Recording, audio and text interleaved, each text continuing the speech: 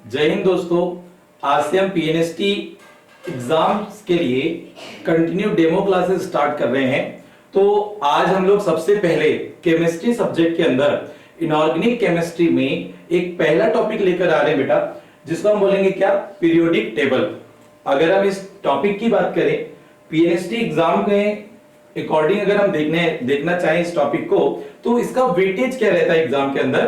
तो previous 20 year की analysis करने के बाद एक बात क्लियर होती है कि प्रीवियस ईयर में अगर मैं वेटेज देखूं तो पर ईयर यहां से 2 से 3 क्वेश्चन आपको देखने को मिलेंगे। 2 से 3 क्वेश्चन आपको देखने को मिलेंगे। तो काफी वेटेज वाला टॉपिक रहेगा ये। पीरियोडिक टेबल को हम लोग बड़े डिटेल करने वाले हैं और यहां पर लगभग यहां पर 3 से 4 लेक्चर के अंदर हम पीरियोडिक टेबल टॉपिक पढ़ेंगे। इससे रिलेटेड कैसे क्वेश्चंस बनेंगे वो हम डील करने वाले हैं। साथ ही साथ प्रीवियस ईयर के जितने भी क्वेश्चंस है 20 ईयर के आसपास के, वो सारे के सारे हम लोग एक लेक्चर के अंदर कवर करेंगे, जिससे आपको टॉपिक सारा क्लियर भी होगा और उससे रिलेटेड कैसे क्वेश्चंस बनते हैं वो भी आप इजीली कर पाएंगे। तो सबसे इंपॉर्टेंट और सबसे पहली बात यहां पर आती है क्या, कि पीरियोडिक टेबल जो टॉपिक है इसमें हमको पढ़ना क्या क्या चीजें हैं। तो सबसे पहले पीरियोडिक टेबल जो टॉपिक रहेगा बेटा, इसके अंदर हमको सबसे पहले हिस्ट्री ऑफ पीरियोडिक टेबल पढ़ना रहेगा। क्या पढ़ना रहेगा? History of periodic table. आपको सबसे पहले नंबर पे आपको यहां पे पढ़ना रहेगा क्या, हिस्ट्री ऑफ पीरियोडिक टेबल, मतलब आवर्त सारणी का इतिहास। तो आवर्त सारणी की सबसे पहले हिस्ट्री आपको क्लियर होनी चाहिए। जब तक आपको हिस्ट्री क्लियर नहीं है तो आगे की चीजें आपको क्लियर समझ में नहीं आने वाली है। तो हिस्ट्री में सर हमको क्या क्या पढ़ना है, तो हमको यहाँ पर कुछ क्लासिफिकेशंस पढ़ने रहते हैं, वो अल्टरनेट अभी हम एक अल्टरनेट यहाँ पर समझने की कोशिश करते हैं। तो सबसे पहले पीरियोडिक टेबल का जो कॉन्सेप्ट है वो किस साइंटिस्ट ने दिया, तो सबसे पहले साइंटिस्ट आते बच्चों लेवोइसियर क्लासिफिकेशन। सबसे पहले पढ़ेंगे आप लेवोसियर का वर्गीकरण। लेवोसियर का वर्गीकरण सबसे पहले हम पढ़ते हैं हिस्ट्री ऑफ पीरियोडिक टेबल के अंदर। सेकेंड नंबर पे हम क्या पढ़ते हैं बेटा, सेकेंड नंबर के हम अंदर पढ़ते हैं, सेकेंड नंबर पे Dobereiner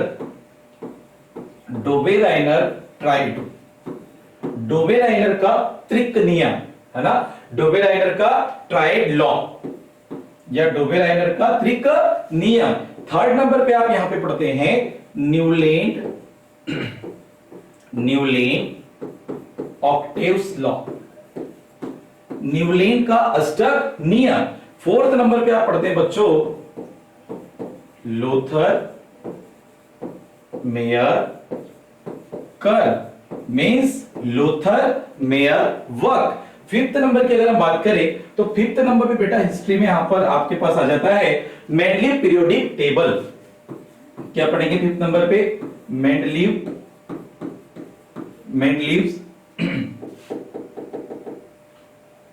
Mendeleev's periodic table, Mendeleev की आवर्त सारणी। और 6 नंबर के अंदर हम यहां पे पढ़ते हैं बेटा क्या, मॉडर्न पीरियोडिक टेबल, मींस आधुनिक आवर्त सारणी।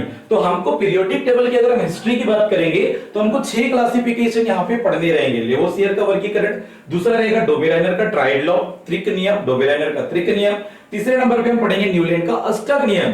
चौथे नंबर पे पढ़ेंगे लोथर मेयर वक्र। फिफ्थ नंबर पे पढ़ेंगे मेंडलीव की आवर्त सारणी। और छठवें नंबर पे क्या पढ़ेंगे, मॉडर्न पीरियोडिक टेबल। अब सबसे इंपॉर्टेंट बात बता दूं, ये क्लासिफिकेशन के अंदर से आपको कभी कभी यहीं से 2 क्वेश्चन पूछे गए हैं। कभी एक क्वेश्चन तो कंफर्म है, 6 क्लासिफिकेशन में से एक क्वेश्चन तो आना है। मैक्सिमम टाइम में 2 क्वेश्चन भी यहां से रिपीट हो जाते हैं। कितने क्वेश्चन रिपीट हो जाते हैं? 2 क्वेश्चन यहां से रिपीट हो जाते हैं। अब इसके बाद और हिस्ट्री के बाद हमको क्या क्या चीजें पढ़नी रहेगी वो थोड़ा सा देखते हैं। तो हिस्ट्री के बाद बेटा हम लोग क्या पढ़ना रहेगा यहां पर, हिस्ट्री के बाद जो है हम लोग यहां पर डील करेंगे पीरियोडिक प्रॉपर्टीज, मतलब एलिमेंट्स की पीरियोडिक प्रॉपर्टीज की बात करते हैं, आवर्ती गुण।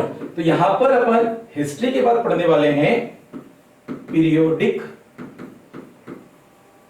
प्रॉपर्टीज ऑफ एलिमेंट,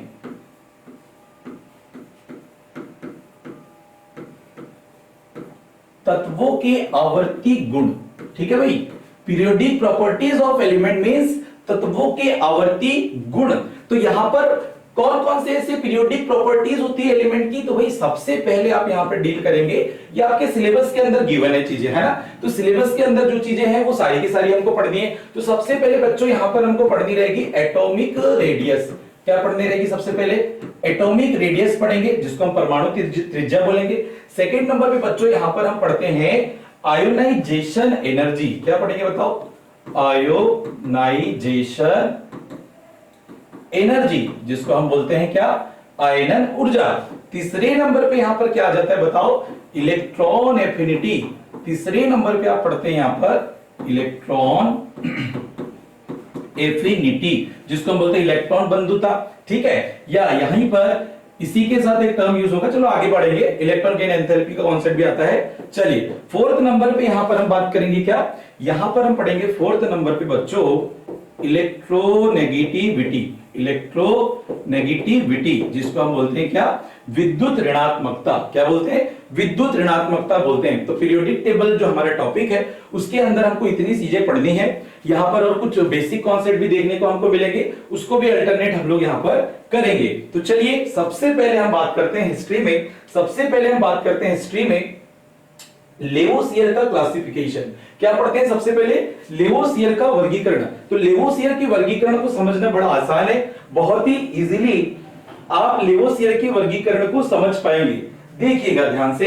तो लेवोसियर का जो वर्गीकरण था या लेवोसियर का जो क्लासिफिकेशन था, इसमें क्या बताया गया? तो यहां पर जो साइंटिस्ट थे लेवोसियर सर, उन्होंने सबसे पहले एलिमेंट्स को उनकी प्रॉपर्टी के बेस पे क्लासिफाई किया। ठीक है, और लेवोसियर ने क्या किया? सबसे पहली बात कि लेवोसियर ने दो तत्वों को अपने क्लासिफिकेशन में वर्गीकृत किया, ऐसे बोल सकते हैं। तो सब पहली बार लेवोसियर सर ने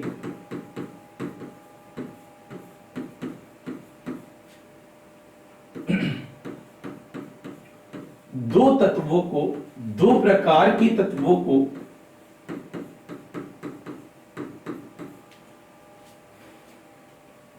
उनकी प्रॉपर्टीज के बेस पर, उनकी प्रॉपर्टीज के बेस पर, उनके गुणों के आधार पर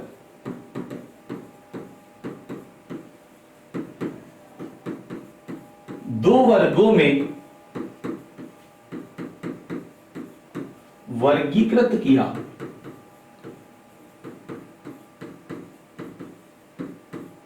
ठीक, तो लेवोसियर सर जो है उन्होंने सबसे फर्स्ट टाइम टू टाइप्स के एलिमेंट को उनकी डिफरेंट प्रॉपर्टीज के बेस पर जो है दो ग्रुप में डिवाइड किया। तो सबसे पहले यहां से आपको क्वेश्चन बन सकता है कि ऐसे कौन से एलिमेंट थे? तो भाई यहां पर दो टाइप के एलिमेंट उन्होंने देखा। एक को उन्होंने बोल दिया क्या बच्चों? मेटल। फर्स्ट टाइप का जो एलिमेंट था उनको उन्होंने क्या बोला? मेटल, या हिंदी में हम उसको क्या बोल सकते हैं? धातु। सेकेंड टाइप का जो एलिमेंट था उसको उन्होंने बोला क्या? Non metal. नॉन मेटल, जिसको हम क्या बोलते हैं बताइए? अधातु। तो अधातु कैटेगरी में या नॉन मेटल कैटेगरी में सेम प्रॉपर्टी रखने वाले एलिमेंट को रख दिया, और मेटल के जैसे जो प्रॉपर्टी रखने वाले एलिमेंट होंगे उनको इस कैटेगरी के अंदर रख दिया। तो अब इनकी प्रॉपर्टीज क्या क्या थी उसको अपन थोड़ा सा डील कर लेते हैं। तो एक एक करके हम लोग यहाँ प्रॉपर्टी डील करेंगे। तो सबसे पहले अगर हम बात करें मेटल्स की, किसकी बात करें? मेटल्स की। तो इन्होंने क्या बोला कि इनको जो एलिमेंट्स मिले थे नेचर में, तो ऐसे एलिमेंट जो नेचर में कैसे होंगे बताओ? हार्ड पाए गए। हार्ड का मतलब क्या होता है बताइए? कठोर। तो ऐसे एलिमेंट जो नेचर में उनको हार्ड फॉर्म में मिले, कठोर रूप में मिले, उनको उन्होंने किस कैटेगरी में रख दिया? मेटल कैटेगरी में रख दिया। जबकि ऐसे एलिमेंट जो नेचर में कैसे थे? सॉफ्ट थे। सॉफ्ट मींस मुलायम थे। तो ऐसे एलिमेंट को बताइए उन्होंने कहां रख दिया? नॉन मेटल कैटेगरी में रख दिया। फिर आगे बढ़ते हैं। तो मेटल के अंदर उन्होंने देखा कि जो मेटल कैटेगरी के जो अंदर एलिमेंट्स आ रहे थे वो जनरली बेटा सॉलिड स्टेट में एग्जिस्ट कर रहे थे। कौन सी स्टेट में बताइए? सॉलिड स्टेट में, या इसी को हम लोग क्या बोलते हैं? ठोस प्रावस्था में पाए जा रहे थे। कौन सी प्रावस्था में? ठोस। तो भाई मेटल कैटेगरी में जो एलिमेंट है वो मैक्सिमम एलिमेंट कैसे दिखे आपको? सॉलिड स्टेट में उन्होंने देखे। जबकि नॉन मेटल कैटेगरी में जो एलिमेंट्स आ रहे थे वो उन्होंने कैसे देखा? ये सॉलिड स्टेट में भी मिल रहे हैं, ये लिक्विड स्टेट में भी मिल रहे हैं, और ये कैसे स्टेट में मिल रहे हैं? गैस स्टेट में भी मिल रहे हैं। तो ये 3 टाइप के स्टेट में मिल रहे हैं। देखो, नॉन मेटल सॉलिड मींस ठोस स्टेट में भी देखने को मिल रहे हैं, लिक्विड मतलब द्रव स्टेट में भी देखने को मिल रहे हैं, और लिक्विड के बाद गैस, गैस मतलब कि गैस ही होगा, तो गैस स्टेट में भी यहां पर देखने को मिल रहे हैं। अच्छा, कौन कौन से एलिमेंट, एक दो एग्जांपल भी हम लोग देख लेते हैं। जैसे नॉन मेटल के अंदर की हम बात करते हैं तो सॉलिड एलिमेंट के अंदर हम लोग यहां पर कार्बन के कंपाउंड देख लेते हैं। जैसे कि हम लोग डायमंड की बात कर लेते हैं, कार्बन से बनता है, कार्बन एक नॉन मेटल है। डायमंड हो गया यहां पर, ग्रेफाइट हो गया यहां पर।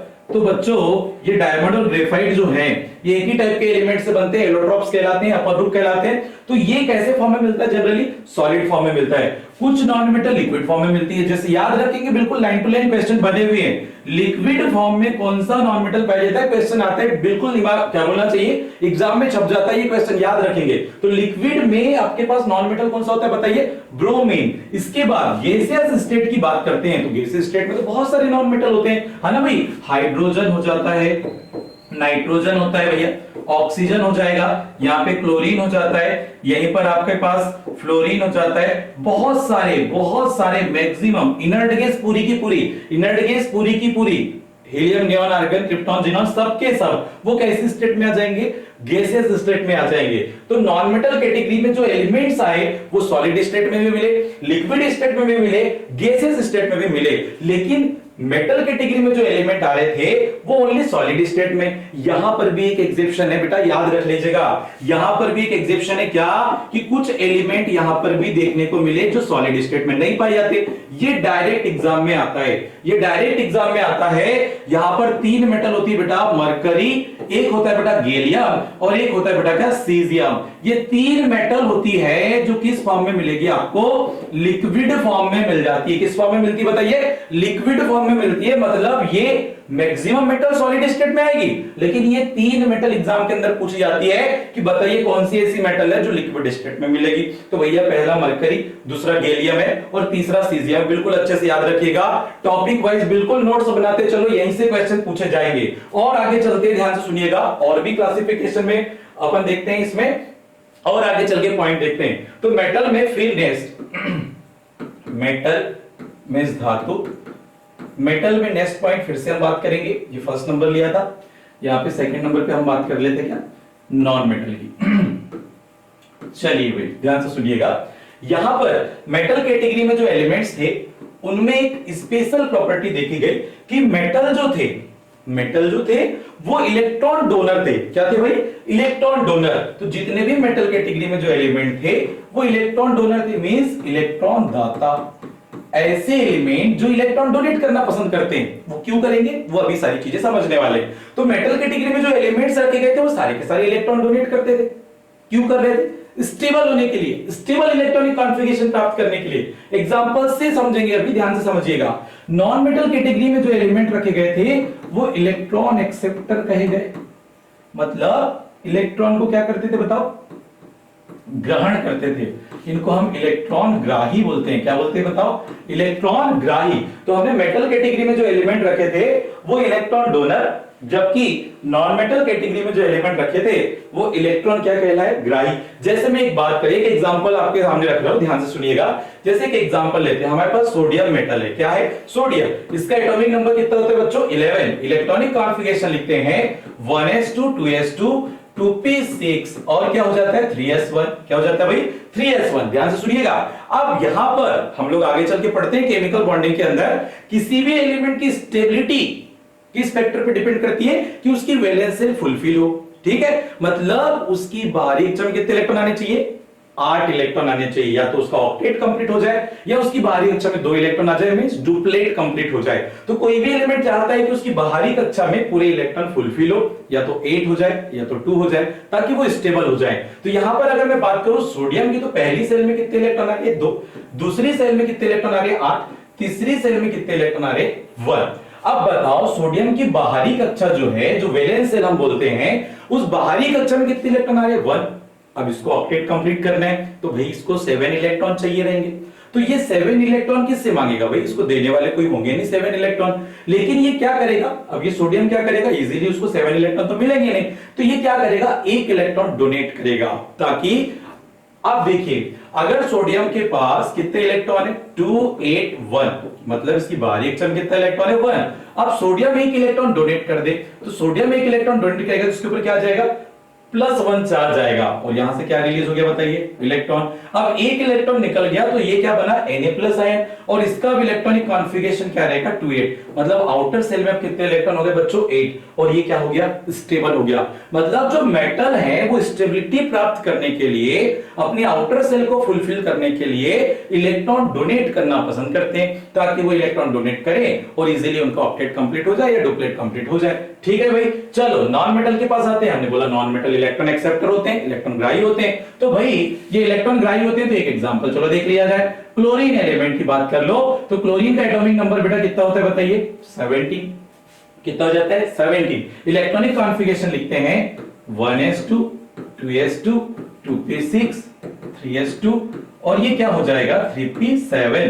पहली सेल में कितने इलेक्ट्रॉन है, 2, दूसरे नंबर की जो सेल है उसमें 8, और तीसरे नंबर की सेल में कितने इलेक्ट्रॉन है बताइए, 7। अब मुझे एक बात बताइए कि जो क्लोरीन एलिमेंट है, वो क्लोरीन एलिमेंट की वैलेंस सेल में कितने इलेक्ट्रॉन, लास्ट सेल में कितने इलेक्ट्रॉन है, 7।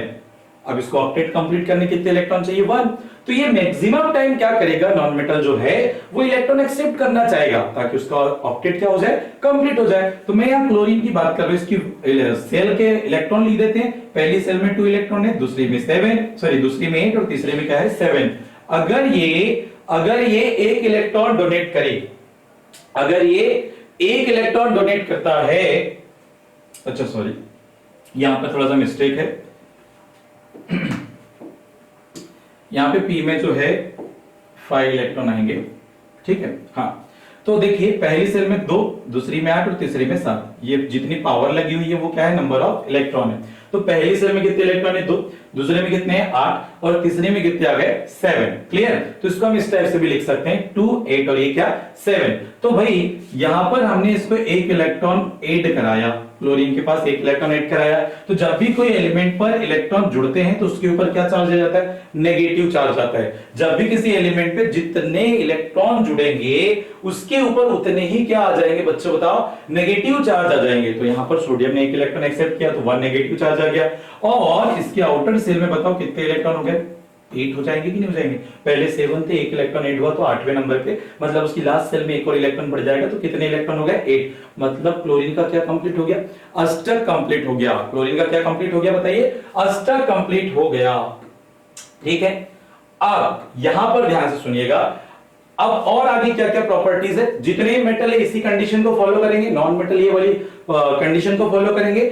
अब यहां पर ध्यान से सुनिएगा, जो मेटल्स होते हैं, मेटल्स इजीली इलेक्ट्रॉन डोनेट करना पसंद करते हैं। तो यहां बोला गया कि जो मेटल है बच्चों वो इलेक्ट्रोपॉजिटिव नेचर के होते हैं, इलेक्ट्रोपॉजिटिव नेचर के होंगे। इलेक्ट्रोपॉजिटिव नेचर का मतलब क्या समझते हैं, विद्युत धनात्मक प्रकृति के, विद्युत धनात्मक प्रकृति के जो हैं मेटल कैटेगरी के एलिमेंट होते हैं। अब जो आसानी से, ऐसे एलिमेंट जो आसानी से धनायन बना ले, उनको हम क्या बोलते हैं बच्चों, इलेक्ट्रोपॉजिटिव नेचर के हैं या इलेक्ट्रोपॉजिटिव एलिमेंट बोल देते हैं। और इनको हम क्या बोलेंगे, आसानी से ऋणायन बनाना चाहते हैं तो इनको हम क्या बोलते हैं, इलेक्ट्रोनेगेटिव नेचर के होंगे, या इलेक्ट्रोनेगेटिव एलिमेंट भी बोल सकते हैं। मतलब इनको हम बोल देंगे क्या, बताओ, विद्युत ऋणात्मक तत्व बोल देंगे। ऐसे तत्व जो आसानी से ऋणायन बना ले उनको हम विद्युत ऋणात्मक तत्व बोलते हैं। और एक और पॉइंट यहां पर ध्यान रखेंगे, एक और पॉइंट यहां पर थोड़ा सा ध्यान रखेंगे कि जो मेटल कैटेगरी के अंदर एलिमेंट आते हैं,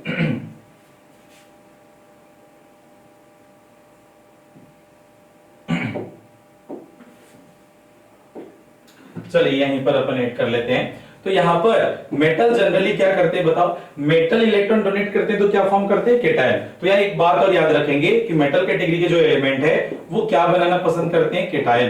केटायन फॉर्म करते हैं, क्या फॉर्म करते हैं बताओ, केटायन फॉर्म करते हैं, मतलब धनायन बनाते हैं। जबकि नॉन मेटल कैटेगरी के जो एलिमेंट है वो क्या बनाना पसंद करेंगे बच्चों, एनायन फॉर्म करना वो क्या करेंगे, पसंद करेंगे, मतलब एनायन फॉर्म करते हैं। क्लियर है बात। चलिए भाई आगे बढ़ते हैं। तो ये क्लासिफिकेशन रहा लेवोसियर का। ठीक है भाई। इसके बाद इसकी क्या लिमिटेशन रही, तो लेवोसियर की क्लासिफिकेशन की हम लिमिटेशन की थोड़ी सी चर्चा कर लेते हैं कि इसमें कमी क्या रही। तो ध्यान से सुनिएगा, लिमिटेशन, लिमिटेशन मींस कमियां। कमियां क्या थी, जो लेवोसियर का क्लासिफिकेशन था उसके अंदर क्या लिमिटेशंस निकली, उसको हम ध्यान में थोड़ा सा समझने की कोशिश करेंगे। तो जब लेवोसियर सर ने अपना क्लासिफिकेशन दिया था उस टाइम में क्या था बच्चों, उस टाइम 3 टाइप के एलिमेंट प्रेजेंट थे नेचर के अंदर। तो जब लेवोसियर का वर्गीकरण आया, लेवोसियर के वर्गीकरण के समय नेचर में, प्रकृति में 3 टाइप के एलिमेंट उपस्थित थे, तत्व उपस्थित थे। कौन कौन से बताइए। एक आपका मेटल था जिसको हम धातु बोले थे, दूसरा आपका क्या था, नॉन मेटल था जिसको हमने अधातु बोला था, और एक और एलिमेंट प्रेजेंट था जिसको हम बोलते हैं क्या, मेटेलॉइड। क्या बोले थे, मेटेलॉइड बोले थे। मेटेलॉइड को हम बोलते हैं क्या बच्चों बताओ, उपधातु। क्लियर है बात, ठीक। तो जब लेवोसियर ने अपना क्लासिफिकेशन दिया था तो नेचर में 3 टाइप के एलिमेंट ऑब्जर्व हो चुके थे, एक मेटल, एक नॉन मेटल और एक मेटेलॉइड। लेकिन लेवोसियर सर मेटल और नॉन मेटल के बारे में इंफॉर्मेशन दिए, मेटेलॉइड्स के बारे में कोई इंफॉर्मेशन नहीं दी। तो लिमिटेशन यहां पे जो बनी, वो लिमिटेशन यही बनी थी बच्चों कि लेवोसियर के वर्गीकरण के द्वारा, इस वर्गीकरण द्वारा उपधातुओं की जानकारी नहीं दी गई। उपधातुओं की कोई इंफॉर्मेशन, कोई जानकारी नहीं दी गई। क्लियर है बात। तो आपको लेवोसियर का क्लासिफिकेशन समझ में आया।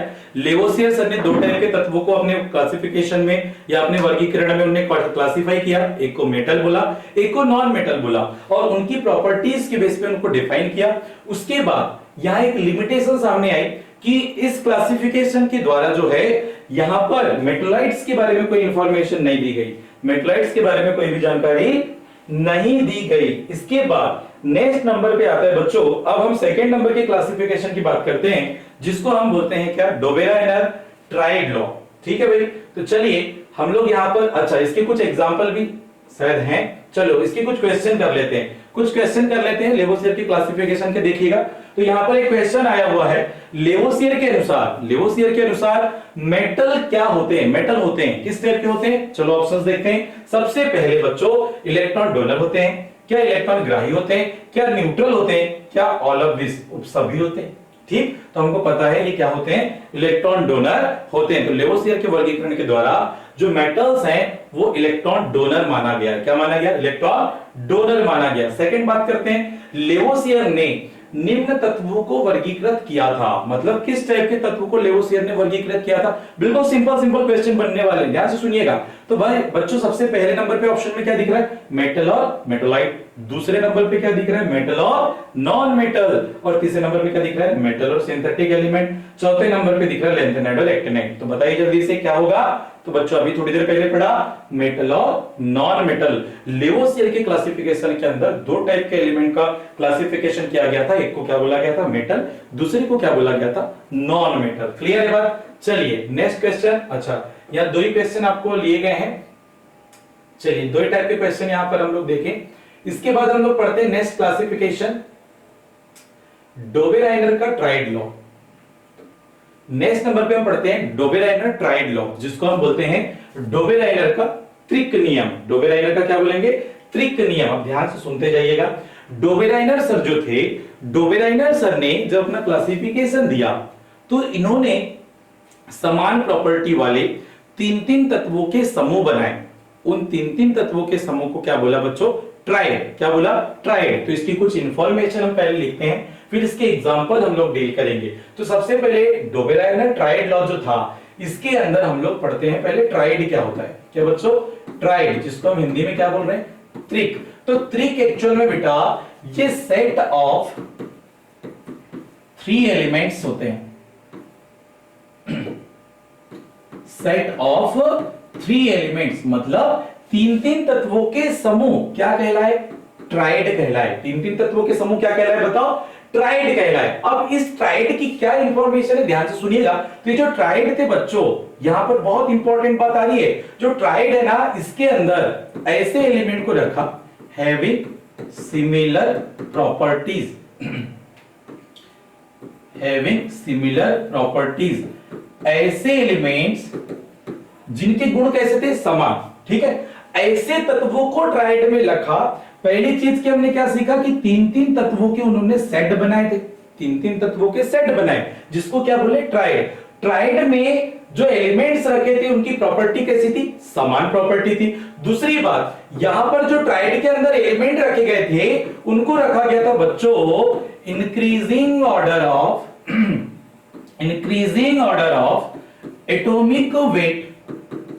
एटॉमिक वेट, मतलब परमाणु भार के बढ़ते हुए क्रम में तत्वों को यहां पे रखा गया था ट्राइड के अंदर। तीसरी इंपॉर्टेंट बात क्या रहेगी बच्चों कि यहां पर ये जो ट्राइड है ना, ये ट्राइड जो है only valid in group element. मतलब कहने की बात यह है कि जो ट्राइड में 3 एलिमेंट आप पढ़ोगे, वो जब हम आगे चल के मॉडर्न पीरियोडिक टेबल पढ़ते हैं ना, उसमें जो ग्रुप एलिमेंट आते हैं वो वाले ग्रुप एलिमेंट यहां पर रखे जाएंगे। मतलब ट्राइड के अंदर जो 3 एलिमेंट्स यहां रखे गए थे वो एक सिमिलर ग्रुप से बिलोंग करते हैं, क्योंकि उनकी प्रॉपर्टी कैसी होती है? सेम होती है। अब सबसे इंपॉर्टेंट बात क्या रहेगी? यहां पर कि हमें यहां पर एग्जांपल देखना रहेगा, और उसके साथ एक और यहां पर जनरल प्रॉपर्टी है, जो डेफिनेशन है उसको भी आप लिख दे रहे हैं, ध्यान से सुनिएगा। तो यहां पर डोबेराइनर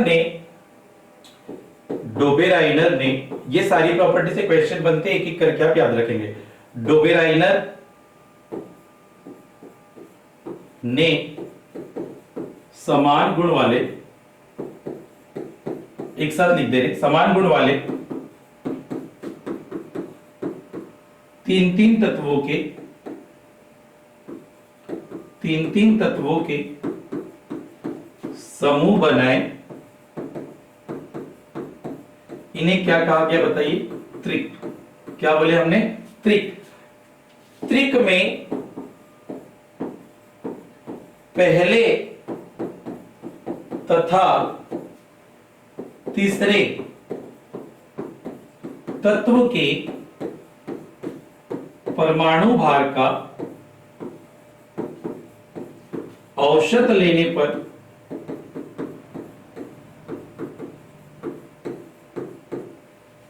दूसरे तत्व का, त्रिक में पहले तथा तीसरे तत्व के परमाणु भार का जब हम एवरेज लेंगे, तो एवरेज लेने पर सेकेंड या दूसरे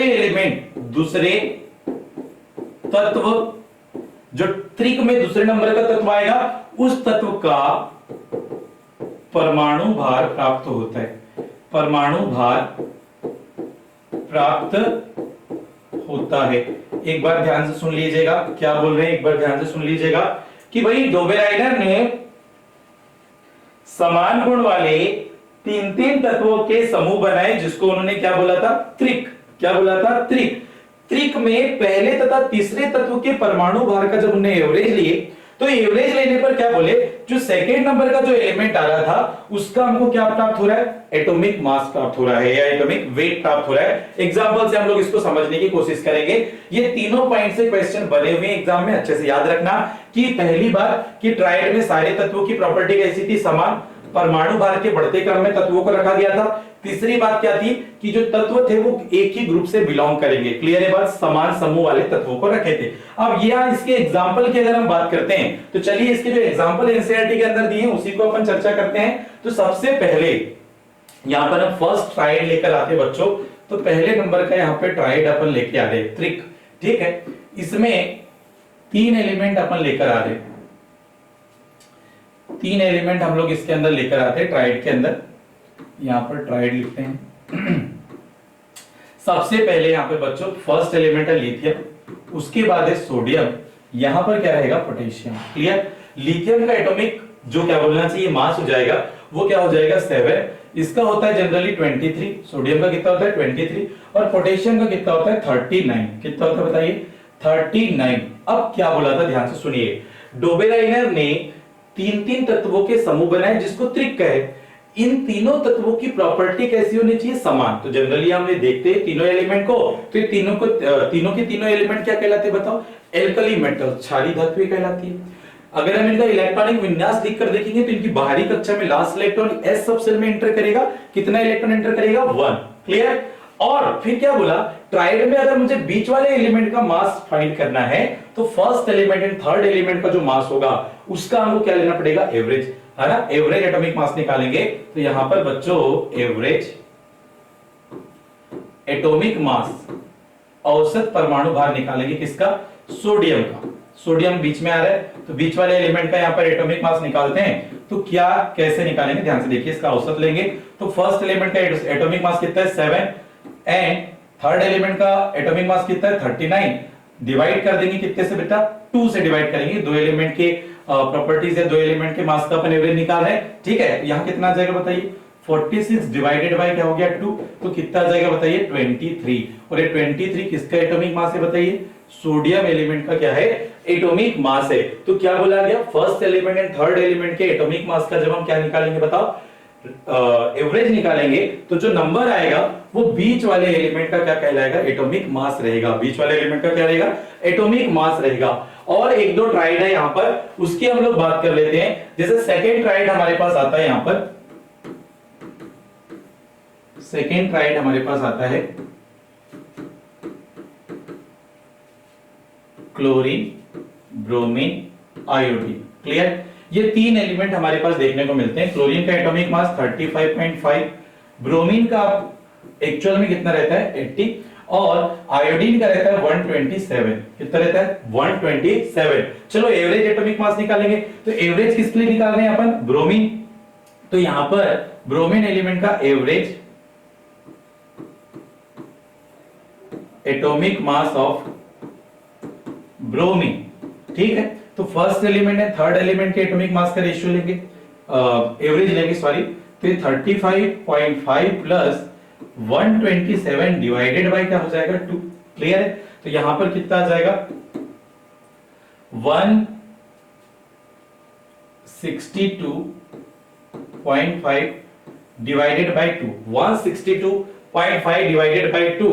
तो इसको आप सिंपलीफाई करके देख लेना 81.25, यहां पर 81.25, यहां पर ब्रोमीन का क्या आ जाएगा बताइए, ब्रोमीन का यहां पर क्या आ जाएगा एवरेज एटॉमिक मास आएगा, लेकिन एक्चुअल में क्या था 80। तो अप्रोक्सीमेट आप इसको मान के चलेंगे। एवरेज निकालने पर थोड़ा सा पॉइंट में 1 इंक्रीज हो सकता है, 1 पॉइंट से इंक्रीज डिक्रीज हो सकता है, तो कोई दिक्कत नहीं है। चलिए एक और आपको ट्राइड देके रखा था, एक और ट्राइड देकर रखा था, उसको भी डील कर लेते हैं।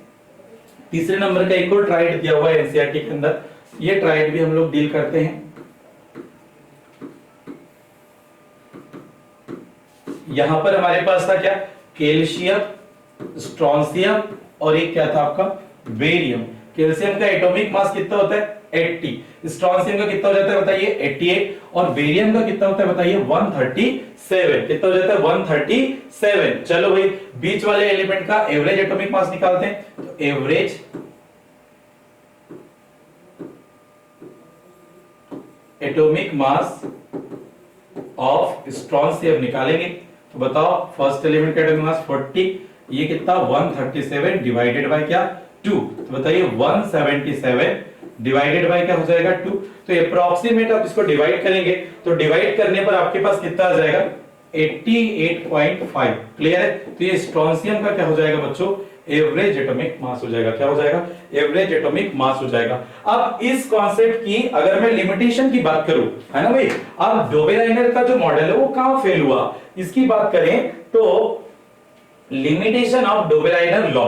ठीक है, यहीं पे हम बता दे रहे हैं लिमिटेशन की हम बात करते हैं, तो लिमिटेशन या कमियां, क्या कमी रही कि डोबेराइनर का जो ट्राइड था या डोबेराइनर सर जो थे सभी ज्ञात तत्वों के ट्राइड नहीं बना सके। सबसे इंपॉर्टेंट बात कि यहां पर जो पहली लिमिटेशन उनकी वही रही कि डोबेराइनर सर सभी ज्ञात सभी नॉन एलिमेंट्स के ट्राइड नहीं बना सके। मतलब कुछ ही एलिमेंट की ये ट्राइड बना सके, मैक्सिमम एलिमेंट के ट्राइड नहीं बना सके, इसलिए डोबेराइनर का जो ट्राइड लॉ था वो भी क्या हो गया बच्चों, फेल हो गया। क्या हो गया बच्चों, फेल हो गया। इससे कुछ क्वेश्चंस हम लोग करते हैं तो डोबेराइनर थ्योरी से या क्लासिफिकेशन से बोल सकते हैं या लॉ से कुछ क्वेश्चंस हम लोग डील करते हैं। ध्यान से सुनिएगा, पहला क्वेश्चन देखते हैं। Example of Dobereiner tried is, Dobereiner त्रिक का उदाहरण है। ठीक है, जल्दी जल्दी से देखिए क्या हो सकता है। पहली बात, लिथियम, एल्यूमिनियम और कैल्शियम, ये तो एक ग्रुप के है नहीं है। ठीक है, अगर हम मॉडर्न पीरियोडिक टेबल में जाएंगे तो वहां देखेंगे कि लिथियम तो फर्स्ट ग्रुप में आता है, कैल्शियम सेकंड में और एल्यूमिनियम आता है 13 ग्रुप में, तो ये पहला वाला तो नहीं हो सकता, कंफर्म है। दूसरा, लिथियम, सोडियम और पोटेशियम, बिल्कुल सही बात है, अभी हमने पढ़े थे, जस्ट पढ़ के आए हैं, लिथियम, सोडियम और पोटेशियम, बिल्कुल अल्टरनेट ऑर्डर में दिया। देखो यहां पर भी दिया है लिथियम, पोटेशियम और सोडियम, लेकिन यहां पे ऑर्डर कैसे दिया है, डिस्टर्ब। यहां पे ऑर्डर कैसे दिया है, डिस्टर्ब दिया है। लिथियम के बाद कौन आएगा, सोडियम, सोडियम के बाद कौन आना, सॉरी लिथियम के बाद कौन आना चाहिए, सोडियम, फिर कौन आना चाहिए, पोटेशियम। क्योंकि जैसे जैसे ग्रुप में आप ऊपर से नीचे जाते हो तो साइज इंक्रीज होती है, आगे चल के पढ़ेंगे। तो यहां तो लिथियम से बड़ा कौन हो जाएगा, पोटेशियम, और पोटेशियम सोडियम से भी बड़ा होगा, तो प्रॉपर्टीज यहाँ पे मैच नहीं हो रही है, तो यहाँ पर ये भी क्या हो गया, गलत हो गया। फिर पोटेशियम, एल्यूमिनियम, कैल्शियम, तीनों एलिमेंट अलग अलग ग्रुप से हैं, ये भी यहाँ पर प्रॉपर्टी मैच नहीं कर रही है। तो आंसर कौन सा हो जाएगा बताइए, आंसर हो जाएगा बच्चों बी वाला। चलिए और भी एग्जांपल्स हमारे पास देखने को मिलेंगे। यहां पर एक और क्वेश्चन आपके सामने आ रहा है, ध्यान से सुनिएगा। डोबेराइनर त्रिक में तत्वों को रखा गया है। ठीक, चलो देखो ध्यान से, डोबेराइनर त्रिक में तत्वों को रखा गया, कैसे रखा गया भाई, क्या समान गुण वाले तत्वों को रखा गया त्रिक में, बिल्कुल बात सही है, ये तो बिल्कुल बोला गया था, समान गुण वाले तत्व रखे गए हैं। दूसरी बात, परमाणु भार के बढ़ते क्रम में रखे गए क्या एलिमेंट, बिल्कुल सही बात है, परमाणु भार के बढ़ते क्रम में एलिमेंट को रखा गया था ट्राइड के अंदर। फिर बोला है समान समूह के तत्वों को रखा गया है, बिल्कुल सही बात है, ये भी बात बिल्कुल सही है। और लास्ट ऑप्शन क्या बोल रहा है, ऑल ऑफ दिस। ठीक है, ऑल ऑफ दिस बोल रहा है, मतलब उपरोक्त सभी आंसर कैसे बोल रहा है, करेक्ट। मतलब डोबेराइनर त्रिक में तत्वों को जो रखा गया है ये तीनों प्रॉपर्टीज के बेस पे रखा गया है, मतलब हम आंसर लगाएंगे क्या, डी। तीनों की तीनों प्रॉपर्टी क्या है बच्चों, यहाँ पर बिल्कुल एक्यूरेट है, करेक्ट है। इसीलिए आपको ध्यान रखना, इससे डायरेक्ट क्वेश्चन पूछे जाते हैं, इंपॉर्टेंट क्वेश्चन पड़ता है। ठीक, इसके बाद हम लोग अब बात करते हैं न्यूलैंड का ऑक्टेट लॉ। क्या बात करेंगे, न्यूलैंड का अष्टक नियम, थर्ड नंबर पे बात करते हैं न्यूलैंड का अष्टक नियम। तो ये न्यूलैंड के अष्टक नियम की अगर हम बात करते हैं, Newland law of octaves, clear है। तो न्यूलैंड ने क्या करा था, न्यूलैंड सर ने क्या करे थे, तत्वों को परमाणु भार के बढ़ते हुए क्रम में अरेंज किए, तत्वों को परमाणु भार के बढ़ते हुए क्रम में अरेंज किए, और क्या देखिए कि फर्स्ट एलिमेंट से एट्थ एलिमेंट जो आ रहा था, ठीक है, वो प्रॉपर्टीज में क्या शो कर रहा था, सिमिलरिटी शो कर रहा था, समानता शो कर रहा था। तो हम लोग यहाँ पे एक दो पॉइंट लिख लेते हैं कि भाई न्यूलैंड सर का जो क्या बोलना चाहिए ऑक्टेट लॉ था, इसमें न्यूलैंड सर ने तत्वों को परमाणु भार के इंक्रीजिंग ऑर्डर में बढ़ते क्रम में रखा। पहली बात, तत्वों को परमाणु भार के बढ़ते क्रम में रखा। दूसरी इंपॉर्टेंट बात क्या है कि जब तत्वों को परमाणु भार के बढ़ते हुए क्रम में रखा तो क्या देखा भैया कि पहला तत्व जो है, पहला तत्व अपने से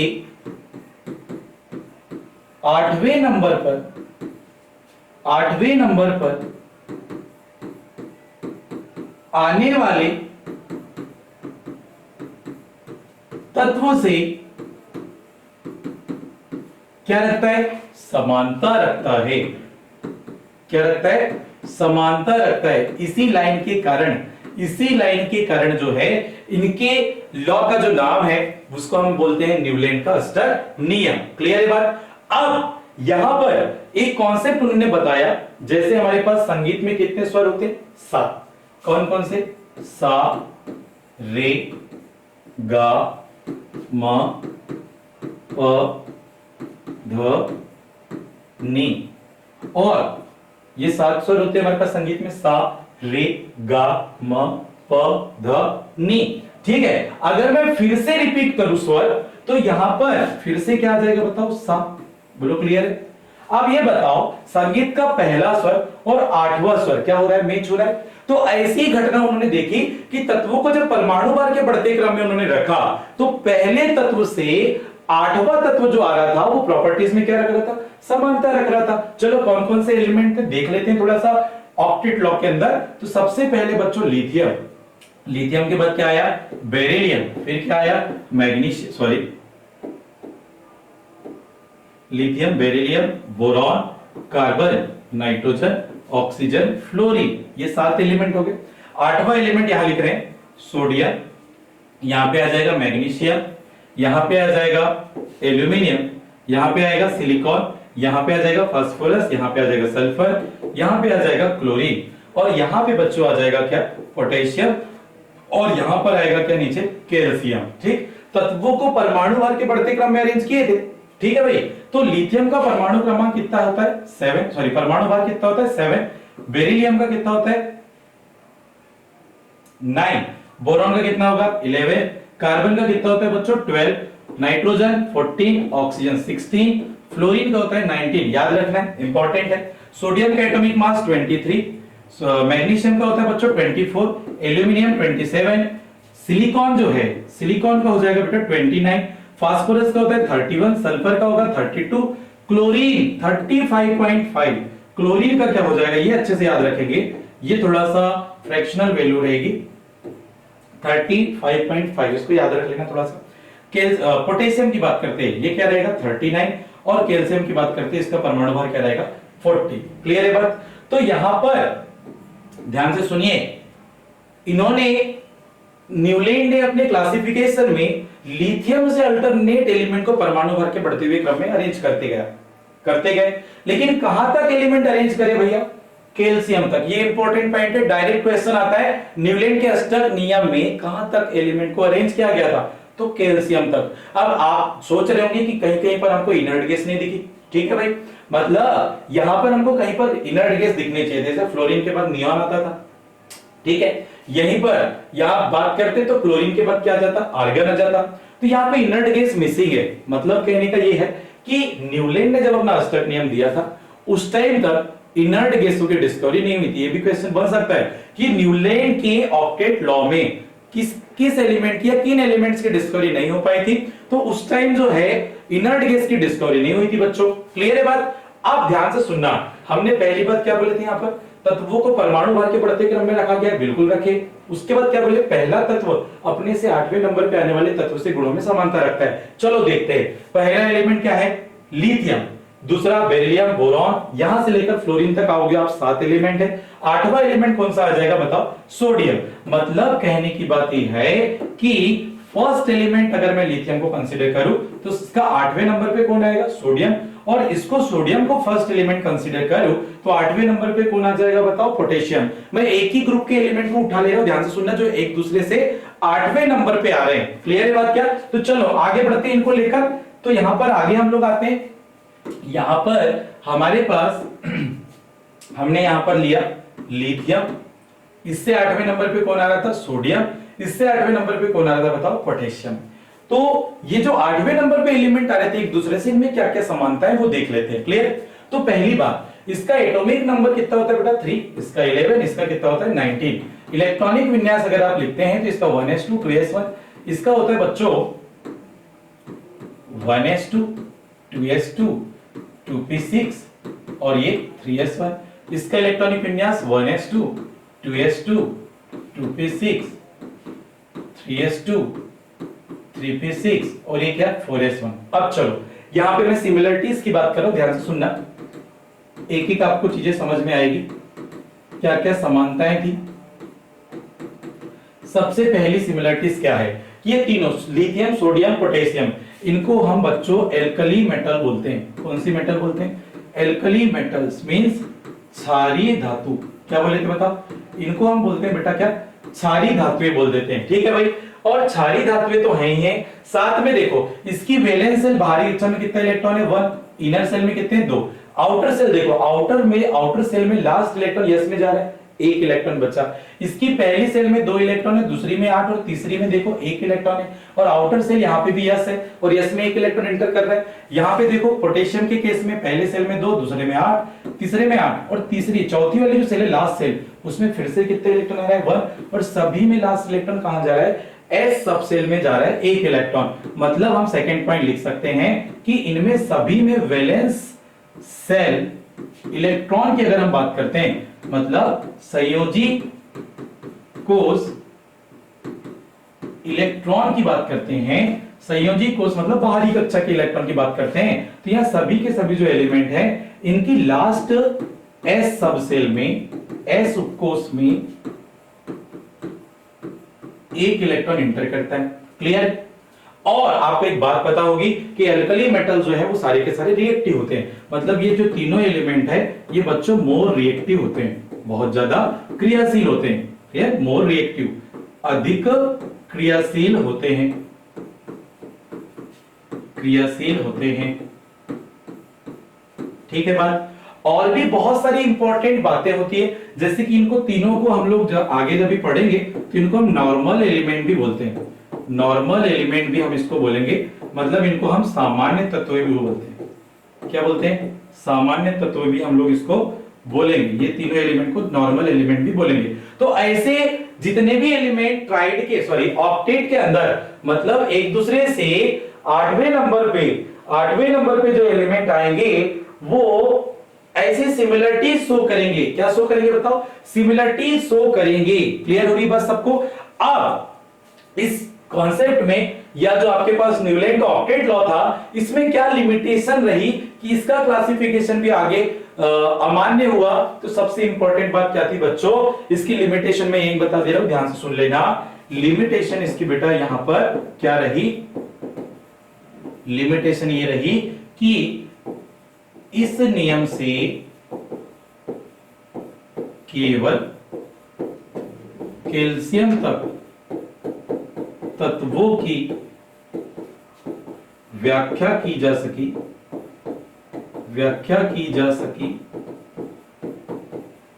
और दूसरी बात कि जब इनर्ट गैस की डिस्कवरी हो गई, ठीक है, इनर्ट गैस उत्कृष्ट गैसों की खोज होने के बाद, इनर्ट गैस की खोज या डिस्कवरी होने के बाद यह नियम अमान्य हो गया, अमान्य हो गया। क्लियर है बात? 2 लिमिटेशन याद रख लो। कैल्शियम तक के तत्वों की व्याख्या किया न्यूलैंड के ऑक्टेट लॉ ने। उसके बाद दूसरी इंपॉर्टेंट बात कि यहां इनर्ट गैस की जब डिस्कवरी हुई बेटा, तो इसके लॉ में इनर्ट गैस को कहां रखेंगे, उसका कोई भी उनसे इंफॉर्मेशन जो है वो आपके पास न्यूलैंड का ऑक्टेट लॉ यहां पर नहीं बताता। ध्यान से सुनिएगा, इससे रिलेटेड हमने कुछ क्वेश्चन देख लेते हैं न्यूलैंड के ऑक्टेट लॉ से रिलेटेड। तो देखो सबसे पहला एक क्वेश्चन आ रहा है न्यूलैंड के ऑक्टेट लॉ से। क्या क्वेश्चन है देखो ध्यान से, जल्दी से पढ़ेंगे। न्यूलैंड के अष्टक नियम से तत्वों के गुण समान है। चलो देखो जल्दी से, आपको ये पूछेगा कि एक दूसरे से 8वें नंबर पे जो एलिमेंट आते हैं वो गुणों में समानता रखते हैं, हमने पढ़ लिए। तो देखो जल्दी से, क्या लिथियम और फ्लोरीन एक दूसरे से 8वें नंबर पे आते हैं क्या? नहीं, लिथियम का नंबर भैया फर्स्ट है। लिथियम आपके पास, अभी आप प्रीवियस देखेंगे तो लिथियम आपके पास फर्स्ट नंबर पे आएगा, तो ये कौन से नंबर पे आएगा? 7। अच्छा जी, अच्छा अगर सोडियम को मैं फर्स्ट नंबर पे कंसीडर करूं तो इससे ये 8वें नंबर पे कौन दिख रहा है आपको? पोटेशियम। बिल्कुल सही बात है, ये आपके पास बिल्कुल सही मिल रहा है मैच। सोडियम को अगर फर्स्ट नंबर पे देखें तो उसके 8वें नंबर पे कौन आ जाता है? पोटेशियम। लेकिन ऑक्सीजन और नाइट्रोजन तो अल्टरनेट हो जाएंगे, ये नहीं हो सकते।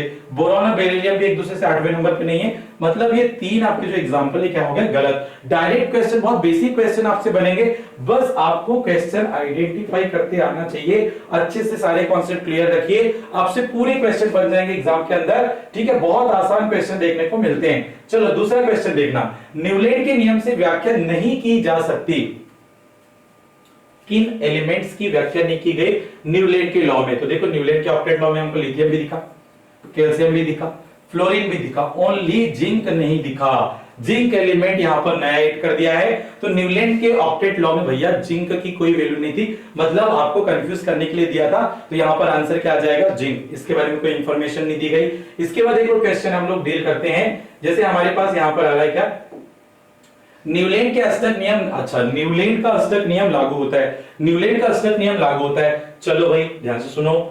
पहले ऑप्शन में क्या बोल रहा है, केवल कैल्शियम तक। दूसरा क्या बोल रहा है, केवल जिंक तक। तीसरा बोल रहा है केवल हीलियम तक। चौथा बोल रहा है केवल आयरन तक। तो बता सकते हो, अभी जस्ट पढ़े हम लोग, कहां तक लागू होता है भैया, तो कैल्शियम तक के जो एलिमेंट है उनके तक, लास्ट कैल्शियम एलिमेंट तक जो है न्यूलैंड का ऑक्टेट लॉ लागू होता है। इसके बाद कोई भी एलिमेंट आप उसको डाल दो, उसके लिए वो कोई भी इंफॉर्मेशन प्रोवाइड नहीं करता है। अभी हम लोग काफी सारे क्वेश्चंस देखेंगे, अभी तो हम लोग पढ़ते जा रहे हैं अल्टरनेट। इसके बाद काफी सारे क्वेश्चंस भी हम लोग डील करेंगे इसी के साथ में। चलिए लास्ट नंबर का आज हम लोग एक और कॉन्सेप्ट पढ़ लेते हैं बच्चों, हिस्ट्री में, जिसको हम बोलते हैं लोथर मेयर कर्व। क्या बोल रहे हैं, जल्दी ध्यान से सुनिएगा। लोथर मेयर वक्र, ये लास्ट आज का हिस्ट्री का एक चौथा पोर्शन है। इसके बाद हम लोग नेक्स्ट वाले वीडियो में हम लोग इसके आगे चर्चा करेंगे। तो लोथर मेयर वक्र क्या होता है, ध्यान से सुनिएगा। लोथर मेयर जो साइंटिस्ट थे, इन्होंने तत्वों के परमाणु भार और परमाणु आयतन के बीच ग्राफ प्लॉट किया, जिसको हम बोलते हैं क्या, लोथर मेयर कर्व। क्लियर है बात। तो यहां पर हम लोग कुछ इंपॉर्टेंट इसकी जो प्रॉपर्टी है उसको डील कर लेते हैं। तो लोथर मेयर ने क्या किया था, plotted a curve between atomic weight and atomic volume. इन्होंने तत्वों के परमाणु भार तथा परमाणु आयतन के बीच ग्राफ खींचा या ग्राफ प्लॉट किया, जिसे हम लोग क्या बोलते हैं, लोथर मेयर कर्व बोलते हैं। इंपॉर्टेंट लाइन है, डायरेक्ट क्वेश्चन बन जाता है। लोथर मेयर कर्व जो है एलिमेंट की किन प्रॉपर्टीज के बीच में प्लॉट किया गया है, ऐसे करके क्वेश्चन आ जाता है। तो आपको याद रखना है कि एलिमेंट्स की एटॉमिक वेट और एटॉमिक वॉल्यूम के बीच जो है कर्व प्लॉट किया था इन्होंने, जिसको क्या बोले थे, लोथर मेयर कर्व। अब ध्यान से सुनिएगा सबसे इंपॉर्टेंट बात, क्या बच्चों, कि कर्व में जो एलिमेंट थे जिनकी प्रॉपर्टी क्या थी, समान, तो element with similar properties occupy, element with similar properties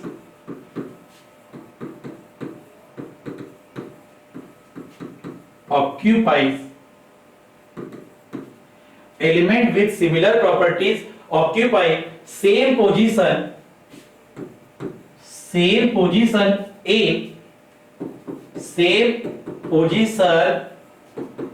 in graph. ठीक, या कर्व बोल दो, ग्राफ बोल दो या कर्व बोल दो। ध्यान से सुनिएगा, समान गुण रखने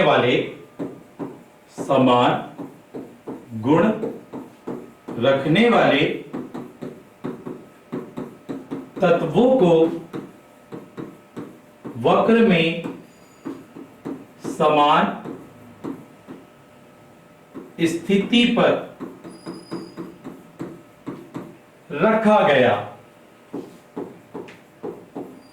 अब हम लोग कर्व बना के इसको ड्रॉ करेंगे, और कर्व में कौन कौन सी पोजीशन है बेटा, उसको हम लोग यहां पे समझेंगे। ध्यान से सुनिएगा। तो लोथर मेयर कर्व परमाणुओं के किसी भी एलिमेंट्स के एटॉमिक वेट और एटॉमिक वॉल्यूम के बीच प्लॉट किया गया। और दूसरी इंपॉर्टेंट बात ये याद रखना, कर्व में सेम पोजीशन पे सेम प्रॉपर्टी रखने वाले एलिमेंट को रखा गया। चलिए कर्व प्लॉट करते हैं और इसके बाद हम लोग इसको अच्छे से समझेंगे। क्लियर, चलिए भैया देखते हैं। ओके, यहां पर हमने एक कर्व प्लॉट किया। ओके,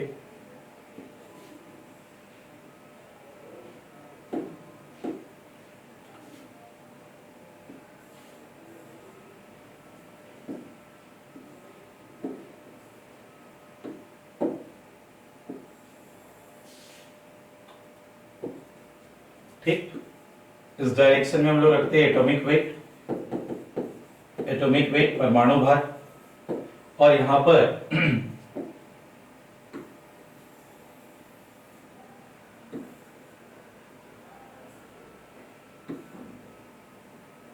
यहां पर हम लोग इस साइड रखेंगे एटॉमिक वॉल्यूम। ऊपर जाने पर एटॉमिक वॉल्यूम परमाणु आयतन बढ़ेगा, नीचे में लेफ्ट टू राइट जाने पर एटॉमिक वेट बढ़ेगा। ठीक है भाई, ध्यान से सुनना। यहां पर जो कर्व था कुछ इस टाइप से था, ध्यान से सुनिएगा। कुछ इस टाइप से हमको कर्व मिला, क्लियर है?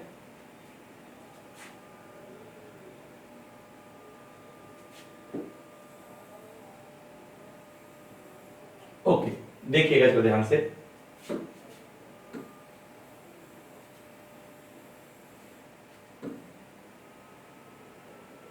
ओके, चलिए देखिए, अब कर्व में ना हमको 4 पोजीशन नजर आई। कर्व में जो ये कर्व बनाया गया था, ये जो लोथरमेयर कर्व था, इसमें 4 पोजीशन थी। कितनी पोजीशन बच्चों? 4। ठीक, कौन कौन सी, ध्यान से सुनते जाइएगा। सबसे पहले बच्चों यहां पर आती है पीक पोजीशन। पीक पोजीशन को हम बोलते हैं शीर्ष स्थिति या शीर्ष क्रम बोल दो आप। जो टॉप पोजीशन होती है कर्व की, जो टॉप पोजीशन होती है, मतलब कौन सी वाली बताओ? कर्व में जो टॉप पोजीशन है मतलब ये वाली, ये जो पोजीशन है इसको हम बोलेंगे पीक पोजीशन। क्या बोलेंगे? Peak position. तो जो लोथरमेयर कर्व में पीक पोजीशन के जो एलिमेंट रखे गए वो कौन से थे? डायरेक्ट पूछता है, इसको हमको अच्छे से याद रखना है। बिल्कुल डायरेक्ट एग्जाम के अंदर ये चीजें आने वाली है, डायरेक्ट पूछी जाने वाली चीजें हैं, बिल्कुल इसको अच्छे से याद रखें। ओके, चलिए देखिए, तो ये जो कर्व के अंदर जो पीक पोजीशन यहां पर आई थी, पीक पोजीशन के अंदर जो पहले एलिमेंट रखे गए बच्चों, वो एलिमेंट कौन से थे वो देख लेते हैं। ठीक, तो यहां पर जो एलिमेंट रखे गए थे पीक पोजीशन पे, उन एलिमेंट को हम लोग क्या बोलते हैं बताओ? इन एलिमेंट को हम लोग बोलते हैं बेटा एल्कली मेटल्स। क्या बोलेंगे बताओ? एल्कली मेटल्स मींस क्षारीय धातु। क्या बोले हैं? क्षारीय धातुओं को रखा गया। कौन सी धातुओं को रखा गया? क्षारीय धातुओं को रखा गया। क्षारीय धातु के अंदर कौन कौन से एलिमेंट आते हैं? ये बड़ा इंपॉर्टेंट है, लिथियम, सोडियम, पोटेशियम, रुबिडियम और सीजियम। ये मेटल्स याद रखना कि लोथरमेयर कर्व में जो पीक पोजीशन पे एलिमेंट रखे गए थे वो कौन थे? एल्कली मेटल, जिनको हम क्षारीय धातुएं बोलते हैं। यहाँ पे किसको रख दिया गया? लिथियम, यहाँ पर सोडियम, यहाँ पर पोटेशियम, यहाँ पर रुबिडियम और यहाँ पर किसको? सीजियम को रखा गया। अच्छा, यहाँ पर एक और चीज बनती है कि आपको ऐसा पूछ लेता है क्वेश्चन कि लोथरमेयर कर्व में पीक पोजीशन पे जो एलिमेंट रखे गए हैं वो मॉडर्न पीरियोडिक टेबल के किस ग्रुप के अंदर आते हैं? तो यहाँ पर एक बात भी याद रखनी है कि पीक पोजीशन पे जो एलिमेंट आते हैं बेटा, वो मॉडर्न पीरियोडिक टेबल के अंदर ग्रुप नंबर फर्स्ट के अंदर आते हैं। डायरेक्ट पूछा जाता है कभी कभी, ठीक है? तो ग्रुप नंबर फर्स्ट में आते हैं, ये भी याद रखना है। चलो भाई, इसके बाद हम लोग ये असेंडिंग ऑर्डर की बात करते हैं। मतलब कर्व में ये जो असेंडिंग ऑर्डर है, ये वाला कर्व का चढ़ाव वाला जो भाग है ना भाई, दूसरे नंबर पे यहां पर आता है। ये तो पीक पोजीशन फर्स्ट नंबर पे हो गई। दूसरा अपने पास आता है असेंडिंग ऑर्डर, आरोही क्रम बोल सकते हैं आप इसको। कर्व का जो चढ़ाव वाला पोर्शन होता है जिसको हम असेंडिंग ऑर्डर बोलते हैं, क्लियर है? यहां पर बीच में कौन से एलिमेंट रखे गए? तो बच्चों यहां ध्यान रखना, यहां पर रखे गए थे हेलोजन एलिमेंट। कौन से एलिमेंट बताओ? हेलोजन एलिमेंट रखे गए थे। हेलोजन एलिमेंट कौन कौन से होते हैं? फ्लोरीन, क्लोरीन, ब्रोमीन, आयोडीन और क्या?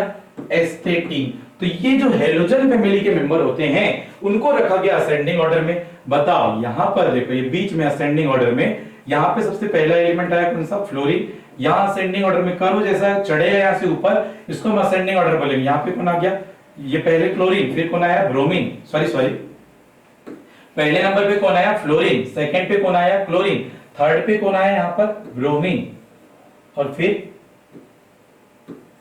आयोडीन। फिर क्या आएगा? एस्टेटीन। ऐसे अल्टरनेट एलिमेंट आते जाएंगे, क्लियर है? तो ये असेंडिंग ऑर्डर में किसको रख दिए बताओ? हेलोजन एलिमेंट को रख दिए। और तीसरे नंबर पे बेटा तीसरे नंबर पे हमारे पास डिसेंडिंग ऑर्डर आता है, मतलब कर्व से जब आप उतरते हैं तो उसकी बीच वाली जो पोजीशन आती है ये वाली, ठीक, इसको अपन बोल रहे हैं क्या, डिसेंडिंग ऑर्डर। क्या बोलेंगे, डिसेंडिंग ऑर्डर, मतलब थर्ड नंबर पे हम लोग यहां पर डिसेंडिंग ऑर्डर की बात करते हैं। डिसेंडिंग ऑर्डर मतलब अवरोही क्रम। कौन सा क्रम, अवरोही क्रम। तो ये जो डिसेंडिंग ऑर्डर है, यहां पे कौन से एलिमेंट रखे गए, यहां पर बच्चों यहां पे रखी गई एल्कली अर्थ मेटल। कौन रखा गया, एल्कली अर्थ मेटल, जिसको हिंदी में हम बोलते हैं क्षारीय मृदा धातु। कौन कौन से एलिमेंट होते हैं, बेरिलियम, मैग्नीशियम, कैल्शियम, स्ट्रोंशियम और क्या होता है बताओ, बेरियम, ये एलिमेंट होते हैं। अच्छा यहाँ एक बात हम लोग ने नहीं लिखी कि जो ये एल्कली अर्थ मेटल होते हैं मॉडर्न पीरियोडिक टेबल में अगर हम चलेंगे तो ग्रुप नंबर सेकंड के अंदर हमको ये देखने को मिलेंगे। और halogen element modern periodic table की बात करें तो मॉडर्न पीरियोडिक टेबल के अंदर ये ग्रुप नंबर कौन से मिलेंगे, किस ग्रुप में मिलेंगे बताओ, 17 नंबर, 17वें समूह में हमको कौन मिलते हैं, हेलोजन एलिमेंट मिलते हैं। अब कर्व में एक पोजीशन बच गई बच्चों, ध्यान से समझना, एक पोजीशन यहां पे बच गई है कर्व में, कौन सी पोजीशन बताओ, कर्व में एक पोजीशन बच गई, बॉटम पोजीशन। कौन सी पोजीशन, बॉटम पोजीशन। तो लास्ट में फोर्थ नंबर पे अपन लिखते हैं बॉटम पोजीशन। बॉटम पोजीशन मतलब कर्व की जो निचली स्थिति या निचला जो भाग होता है, कर्व का जो निचला भाग होता है या सबसे डाउन वाला जो पोर्शन होता है, यहां पे कौन से एलिमेंट को रखें। तो बच्चों यहां पर ना आपको याद रखना है मेटेलॉइड और ट्रांजिशन एलिमेंट। ट्रांजिशन एलिमेंट मतलब मेटेलॉइड का मतलब होता है उपधातु और ट्रांजिशन का मतलब होता है क्या बताओ, संक्रमण तत्व, जो कि मॉडर्न पीरियोडिक टेबल में कहां आएंगे, डी ब्लॉक के अंदर आएंगे। ठीक है, मेटेलॉइड कहां पे आते हैं मॉडर्न पीरियोडिक टेबल में, तो पी ब्लॉक में आते हैं। ट्रांजिशन एलिमेंट कहां पे आते हैं, तो डी ब्लॉक के अंदर आते हैं। इतना याद रख लेना, क्लियर है। चलो बॉटम पोजीशन की बात कर रहे हैं। अच्छा मैंने पहले ये वाले एलिमेंट को अरेंज नहीं किया है क्या, चलो कोई नहीं, पहले हम ये डिसेंडिंग ऑर्डर में जो एलिमेंट है उसको अरेंज करते हैं। पहले यहाँ पे कौन आएगा, बेरिलियम, यहाँ कौन आया आपका मैग्नीशियम, यहाँ कौन आया कैल्शियम, यहाँ कौन आया स्ट्रांशियम और इसके बाद यहाँ पे कौन आ गया आपका बेरियम। क्लियर है, ये मैंने थर्ड वाले पॉइंट को लिखा है। उसके बाद फोर्थ पॉइंट बॉटम पोजीशन मतलब ये वाला पोर्शन, यहाँ पे कौन आ गया होगा आपका, यहाँ पर कौन आ गया आपका, यहाँ पे कहीं पर बोरॉन होगा, ठीक, मैग्नीशियम के बाद यहाँ पर कहीं पर एल्यूमिनियम, फिर सिलिकॉन, यहाँ पे अल्टरनेट आपके एलिमेंट होंगे, एल्यूमिनियम होगा, कहीं पे सिलिकॉन होगा, फिर ऐसे अल्टरनेट एलिमेंट आते जाएंगे। कैल्शियम के बाद scandium, titanium, vanadium, chromium, manganese, ऐसे अल्टरनेट यहाँ पर एलिमेंट देखने को मिलते जाएंगे आपको। तो ये जो बॉटम पोजीशन में कौन से एलिमेंट आपको देखने को मिल रहे हैं, जनरली एक तो मेटोलाइट देखने को मिलेंगे और आपको ट्रांजिशन एलिमेंट देखने को मिलते हैं। अच्छा भाई, ये कर्व में ये चार पोजीशन में कौन कौन से एलिमेंट रखे गए हैं वो डायरेक्ट क्वेश्चन पूछता है, तो हमको ये याद रखने वाली बात ये है पीक पोजीशन में एल्कली मेटल्स को रखा गया, कौन कौन सी होती है, मॉडर्न पीरियोडिक टेबल में क्या ग्रुप होता है ये याद रखेंगे। दूसरा असेंडिंग ऑर्डर में हेलोजन एलिमेंट को रखा गया है, उनका ग्रुप नंबर क्या है 17, ये याद रखना है। डिसेंडिंग ऑर्डर में एल्कली अर्थ मेटल को रखें, इसमें कौन कौन से एलिमेंट आते हैं, beryllium, magnesium, calcium, strontium, barium, और ये मॉडर्न पीरियोडिक टेबल में ग्रुप नंबर सेकंड में आएंगे। अच्छा बॉटम पोजीशन में मेटोलाइट और ट्रांजिशन एलिमेंट को रखा गया, यहां पर मेटोलाइट जो है आपके पास डी ब्लॉक में मिलेंगे ग्रुप मॉडर्न पीरियोडिक टेबल में, और ट्रांजिशन एलिमेंट जो है बच्चों ये हमको डी ब्लॉक के अंदर देखने को मिलेंगे। चलो इसके रिलेटेड जो है एक दो क्वेश्चन करते हैं, ध्यान से सुनिएगा। अच्छा पहले इसकी लिमिटेशन सुन लीजिए, इसकी लिमिटेशन क्या रहेगी, ध्यान से सुनना, इसकी लिमिटेशन क्या है,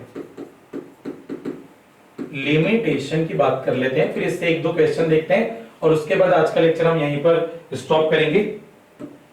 चलिए लिमिटेशन क्या है, सभी तत्वों को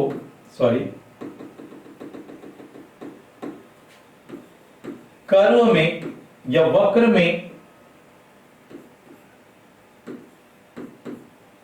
उपस्थित सभी तत्वों को उनकी सही स्थिति के साथ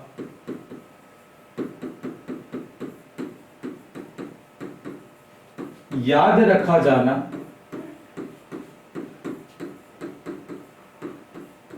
संभव नहीं है। देखो क्या है कि हमने कर्व तो बड़ा आसान बता दिए, कर्व तो बड़ा आसान बनाए, लेकिन उतना आसान कर्व नहीं है, बहुत सारे एलिमेंट्स उसमें अल्टरनेट लगे हुए हैं, तो उसको उतने सारे एलिमेंट को हम एग्जैक्ट बिल्कुल अल्टरनेट ऑर्डर में याद नहीं रख सकते, लेकिन जो हमने कॉन्सेप्ट था उसकी बात कर लिए, ठीक है। तो हमको एक बात याद रखना कि जितने एलिमेंट कर्व के अंदर थे वो सारे के सारे एलिमेंट को उनके एग्जैक्ट पोजीशन के साथ हम लोग याद नहीं कर सकते, ये लिमिटेशन बन गई। इसके कुछ हम लोग क्वेश्चन देख लेते हैं, एक दो क्वेश्चन से उसको हम डील कर लेते हैं। तो सबसे पहला क्वेश्चन आ रहा है, देख ध्यान से, जल्दी से बताइएगा क्वेश्चन में क्या बोला गया है। क्वेश्चन में आपसे बोला गया कि लोथर मेयर जो वक्र था किन के बीच खींचा गया, लोथर मेयर जो कर्व था वो किन प्रॉपर्टीज के बीच प्लॉटेड था। तो क्या डेंसिटी वर्सेस एटॉमिक वॉल्यूम के बीच था? नहीं जी, एटॉमिक वॉल्यूम और एटॉमिक वेट, बिल्कुल करेक्ट बात है। हमने अभी थोड़ी देर पहले पढ़ा कि लोथर मेयर कर्व जो है वो एटॉमिक वॉल्यूम और एटॉमिक वेट, एलिमेंट्स के एटॉमिक वॉल्यूम और एटॉमिक वेट के बीच प्लॉट किया गया। चलिए नेक्स्ट क्वेश्चन की बात करते हैं, देखिएगा ध्यान से, क्या बोला गया था, निम्न में से कौन से तत्व वक्र में आरोही क्रम में रखे गए, मींस असेंडिंग ऑर्डर में रखे गए। चलो जल्दी से बता दो, हमने अभी थोड़ी देर पहले पढ़े असेंडिंग ऑर्डर में हमने किसको रखा था, हेलोजन एलिमेंट को रखे थे। कौन से एलिमेंट को? हेलोजन को रखा था। पहले पीक पोजीशन की बात करें, पीक पोजीशन में किसको रखा, एल्कली मेटल्स को, दूसरे नंबर पे असेंडिंग ऑर्डर में हेलोजन को, तीसरे नंबर पे डिसेंडिंग ऑर्डर में एल्कली अर्थ मेटल को, चौथे नंबर पे मेटलाइट और ट्रांजिशन मेटल को। बिल्कुल अच्छे से याद रखेंगे। तो हेलोजन देख लो, यहाँ पर हेलोजन कहां दिख रहा है आपको, सी नंबर पे। आंसर नंबर कौन सा हो जाएगा, C, fluorine, chlorine, bromine ascending order में रखी गई। नेक्स्ट नंबर पे क्वेश्चन आता है हमारे पास, देखो फिर क्वेश्चन क्या आया, पीक पोजीशन में कौन से तत्वों को रखा गया। अच्छा, इस बार तो ग्रुप नंबर फर्स्ट बोला है, ग्रुप नंबर 17 बोला है, ग्रुप नंबर 13, ग्रुप नंबर 15। तो मैंने आपको बोला भी थोड़ी देर पहले कि पीक पोजीशन में बच्चों, पीक जो पोजीशन है यहीं से क्वेश्चन बनते हैं, बस आपको थोड़ा समझना पड़ता है। पीक पोजीशन में किसको रखे थे, एल्कली मेटल्स को रखे थे। एल्कली मेटल्स में क्षारीय धातुएं कौन कौन सी होती है, lithium, sodium, potassium, rubidium, caesium, ठीक। और इनको मॉडर्न पीरियोडिक टेबल में अभी हम लोग पढ़ेंगे नेक्स्ट लेक्चर में। तो मॉडर्न पीरियोडिक टेबल जो होगा बेटा, उसके अंदर ग्रुप फर्स्ट के अंदर इनको रखा गया है, बिल्कुल अच्छे से याद रखेंगे। तो आंसर आपका क्या हो जाएगा, ग्रुप फर्स्ट, आंसर नंबर पहला। इसके बाद और कोई क्वेश्चन है क्या, देख लेते हैं लास्ट में। तो एक क्वेश्चन और लास्ट क्वेश्चन आ रहा है, ध्यान से सुनना, which group element occupy the descending position. देखो फिर से क्वेश्चन आ गया, बड़ा सिंपल सा क्वेश्चन है, मतलब डिसेंडिंग ऑर्डर में जो कर्व के अंदर एलिमेंट रखे गए थे, अवरोही क्रम में, डिसेंडिंग मतलब उतार वाला जो कर्व था उसमें कौन से एलिमेंट रखे गए थे। तो भैया अभी थोड़ी देर पहले तो पढ़े थे, डिसेंडिंग ऑर्डर, डिसेंडिंग ऑर्डर के अंदर यहां पर जो है एल्कली अर्थ मेटल्स को रखा गया, बेरिलियम, मैग्नीशियम, कैल्शियम, स्ट्रोंशियम और क्या, बेरियम। और ये एलिमेंट बेटा मॉडर्न पीरियोडिक टेबल जब आप पढ़ोगे, आधुनिक आवर्त सारणी जब पढ़ोगे मॉडर्न पीरियोडिक टेबल, उसके अंदर आपको ग्रुप नंबर कहां मिलेंगे, सेकंड के अंदर मिलेंगे, ग्रुप नंबर सेकंड में मिलेंगे। तो आंसर नंबर क्या हो जाएगा, G2। G2 का मतलब क्या है, ग्रुप 2। क्लियर है बात क्या हमारे पास और कुछ बचा, कुछ भी नहीं बचा, ठीक है। तो यहां पर हम लोगों ने आज क्या क्या पढ़ लिया, हमने हिस्ट्री के 4 कॉन्सेप्ट पढ़े, मॉडर्न पीरियोडिक टेबल के हिस्ट्री के 4 कॉन्सेप्ट आज पढ़े। इसके बाद के जो कॉन्सेप्ट है उसको हम पहले सीखेंगे, उसके बाद सारी चीजें पढ़ने के बाद हम लोग एक प्रीवियस ईयर का क्वेश्चन पेपर लेंगे जिसमें पूरे प्रीवियस ईयर के पीएनएसटी के क्वेश्चंस आपके सारे के सारे होंगे। तो आपसे एक रिक्वेस्ट रहेगी कि जो हम लोग क्लास के अंदर सारी चीजें पढ़ रहे हैं इसको प्रॉपर आप नोट्स बना के चलिए, क्योंकि इससे बाहर कुछ चीजें नहीं आएगी, सारे कॉन्सेप्ट आपको कवर कराए जा रहे हैं, बस आपको नोट्स बनाते चलना है, क्वेश्चन प्रैक्टिस करते चलना है, आप बहुत अच्छा कर पाएंगे। तो आज के लिए बेटा इतना ही, थैंक यू।